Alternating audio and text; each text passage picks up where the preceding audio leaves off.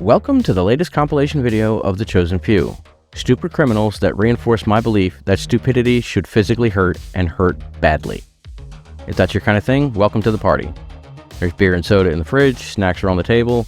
Pull up a chair, sit back, relax, and enjoy the video.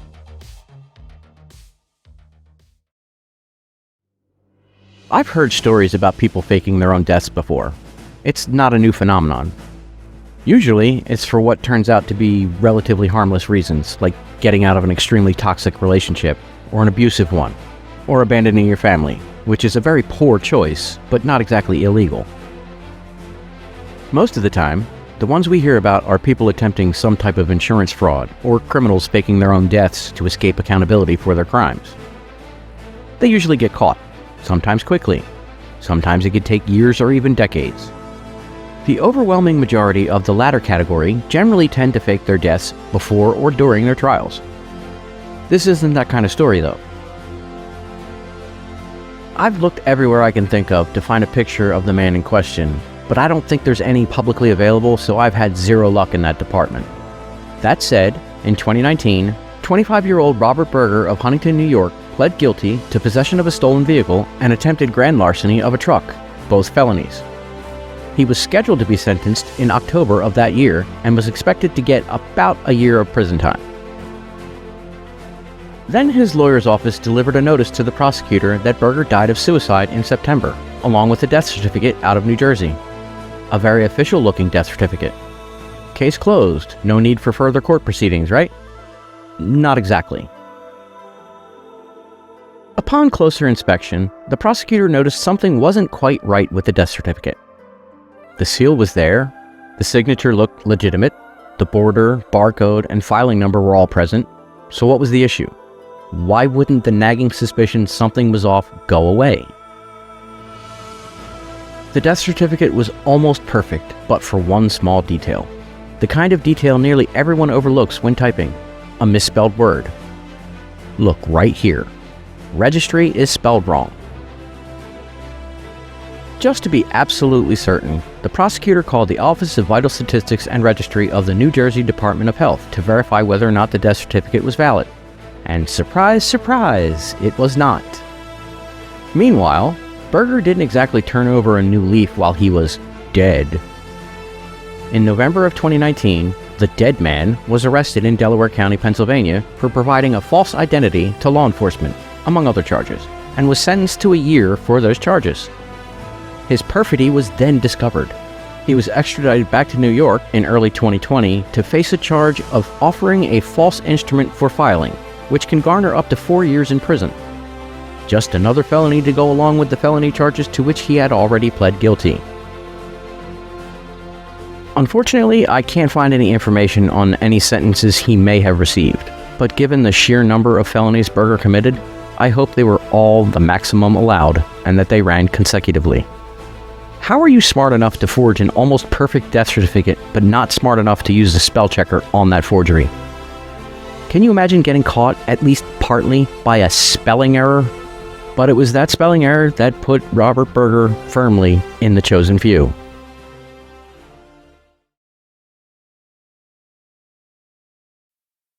So here's the thing that happened.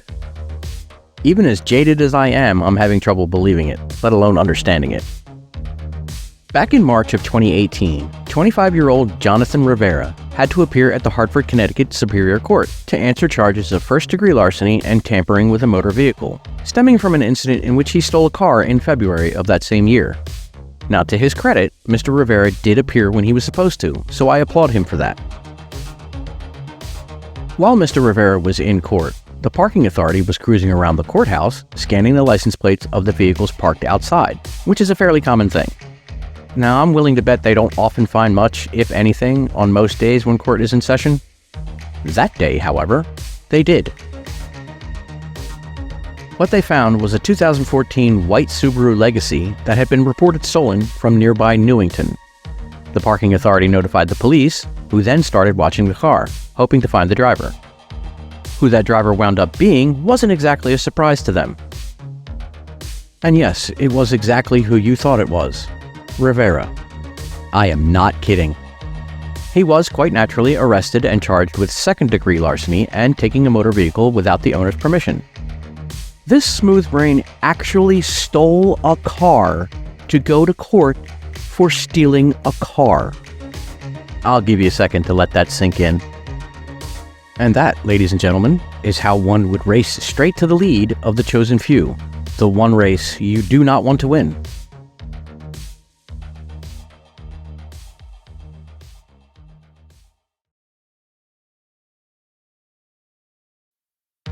On May 30th, 2023, 25-year-old David Joseph Dalesandro went to the Quick Stop in Sharon, South Carolina.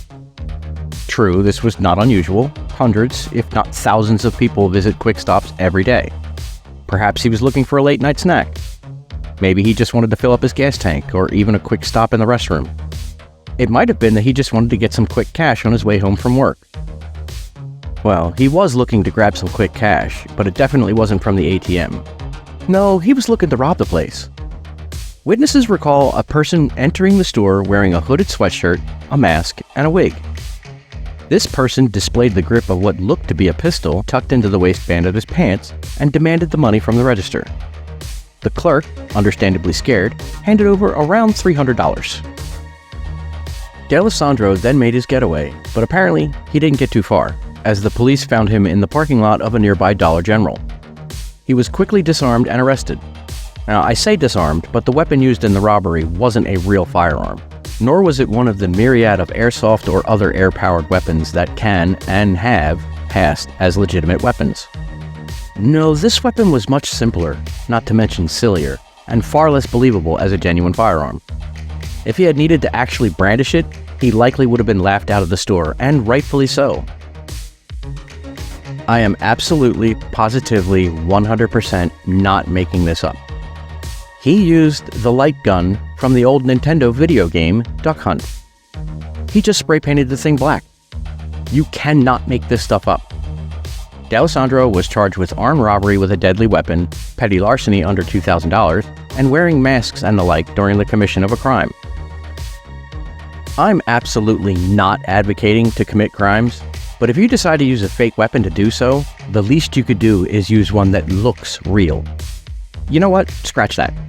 Keep being smooth brains about it, just so I never run out of stories for the chosen few.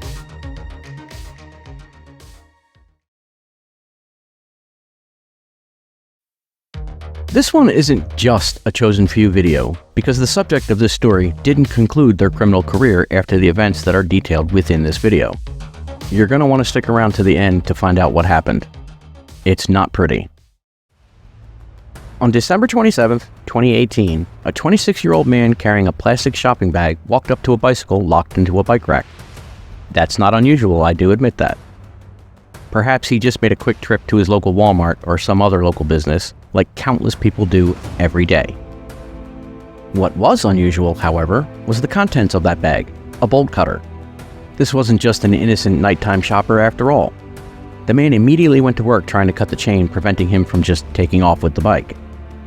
Unluckily for the prospective bike thief, however, a police officer, one Sergeant Matt Okerman, was close by, figured out what he was doing, and arrested him. Sergeant Okerman was soon joined by other officers during that arrest. Now, you might be wondering why and how so many officers were in the area, especially for something as relatively minor as stealing a bicycle. And no, it was not a run to the local donut shop. 26-year-old Adam Alexander Valle, who is a career criminal with a string of arrests dating back to 2014, mostly for drug offenses, decided to make the unbelievably smooth-brained decision to attempt to steal the bicycle from outside the Gladstone police station. And I am not kidding. The name is literally on the window that was in clear view as Valle walked over to the chained-up bike. There was no possible way he could have missed it. Even the most underachieving second grader could have read those words and been smart enough to just nope out of there. Valle was charged with theft, criminal mischief, and felon in possession of weapons, but the fact he tried this outside of a clearly marked police station made him part of the chosen few.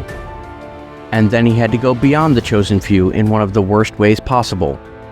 He was arrested in February of 2019 for failure to appear on the 2018 charges, and some others. But the saddest part of this story is that he was arrested once again in March of 2019, This time for DUI after he crashed a stolen car he was driving as he was fleeing the police that were not in pursuit. That wasn't even the worst part. A female passenger, 19-year-old Heaven Lee Matthews, was killed in the crash, resulting in a manslaughter charge. The good part of this story is that Valle seems to be finally taking responsibility for his actions, as he pled guilty to several charges, including the manslaughter, and received an 85-month sentence, a permanent revocation of his driving privileges, and will be required to pay at least $45,000 in restitution. Heaven's death could have been entirely prevented had Valle not been released on the failure to appear charges. I will never understand a court system that allows repeat offenders out on bail, especially if that bail is for charges for which the offender has already failed to appear.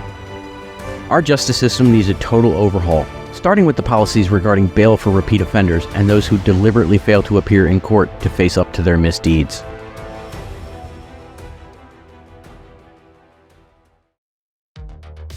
Thank you for watching. Before you go, do me a favor, drop a like, a comment, or both, and smack that follow or subscribe button.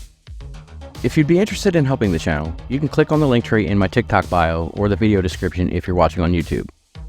Again, thanks for watching, and stay safe out there.